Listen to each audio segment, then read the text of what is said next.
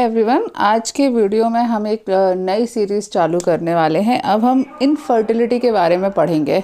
To the point answer देने की कोशिश करूंगी। पिछले वीडियोस में कुछ लोगों के कमेंट आए थे कि बहुत ज़्यादा डिटेल हो रहा है, इतना ज़्यादा समझ में नहीं आ पा रहा, तो फिर ठीक है, थोड़ा सा लाइट चलते हुए इनफर्टिलिटी यानी कि माँ बनने में या बच्चा पैदा करने में असमर्थता का होना, किसी भी कपल के बीच में अगर वो संतान नहीं प्राप्त कर पा रहे हैं तो उसे इनफर्टिलिटी कहा जाता है।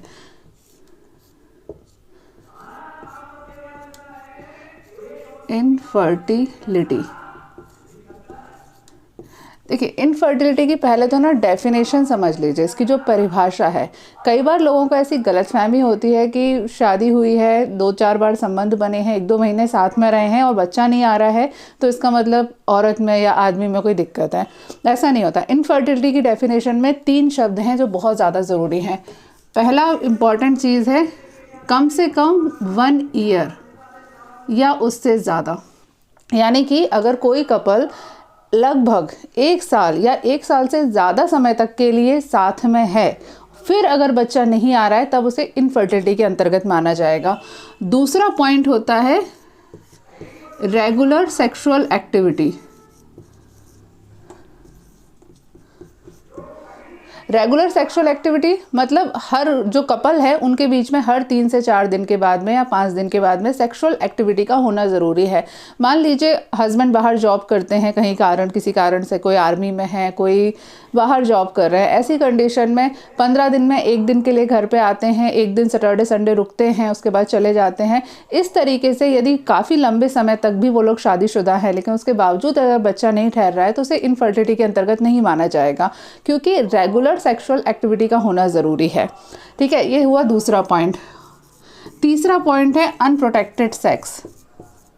अगर आप लोग ये सोचते हैं कि अगर 1-2 बार संबंध बनेगा और उसमें ही बच्चा ठहर जाएगा तो उसके चांसेस केवल 10% होते हैं।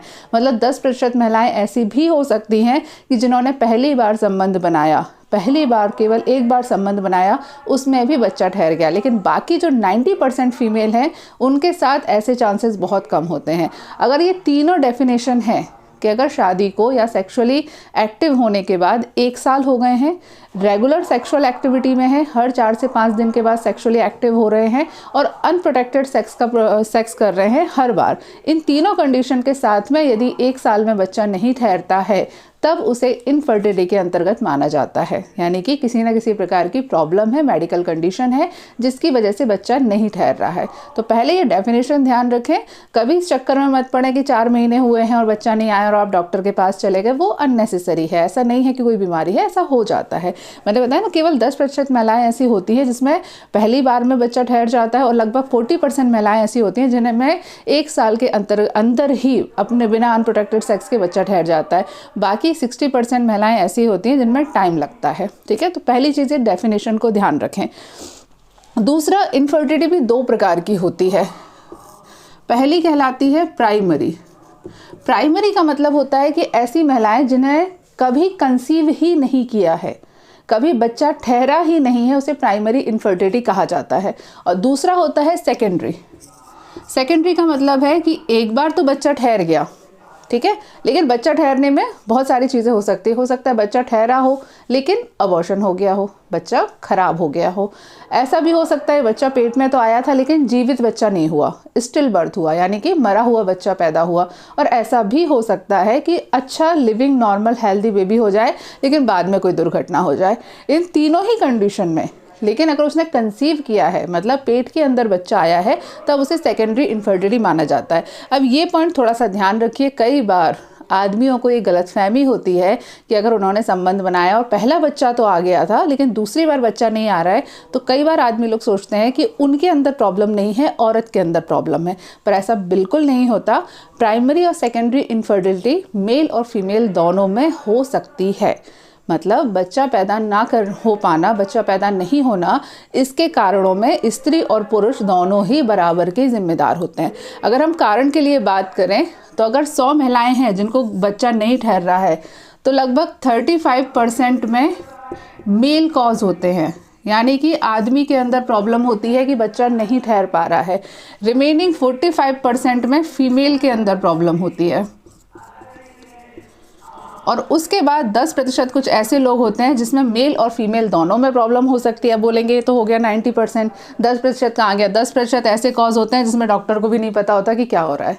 सब कुछ सही है, आदमी सही है, औरत सही है, बच्चेदानी सही है, सब कुछ बढ़िया है, लेकिन उसके बावजूद जो अल्टीमेटली जान आनी चाहिए, जो कहते हैं ना हिंदू धर्म में या हमारे आध्यात्मिक जीवन में कहते हैं कि जो अल्टीमेटली आत्मा डालने का काम है वो ऊपर वाले का काम है। तो 10% कुछ ऐसे केस भी होते हैं जिसमें डॉक्टर को कुछ नहीं पता होता किस कारण से बच्चा नहीं ठहर रहा है। तो ये अक्सर हो जाता है कि लोग बोलते हैं ना कि हमने बहुत इलाज कराया, कुछ नहीं हुआ, फिर अचानक से बच्चा आ गया। तो ऐसे केस वास्तव में होते हैं, ऐसा नहीं है कि मैं उसको मना कर रही हूँ, लेकिन उनके चांसेस केवल 10% हैं। 90% किसी ना किसी प्रकार का मेडिकल रीज़न होता है जिसकी वजह से बच्चा नहीं ठहर रहा होता है। ठीक है, ये हमने इनफर्टिलिटी के बारे में थोड़ा सा बेसिक पढ़ लिया।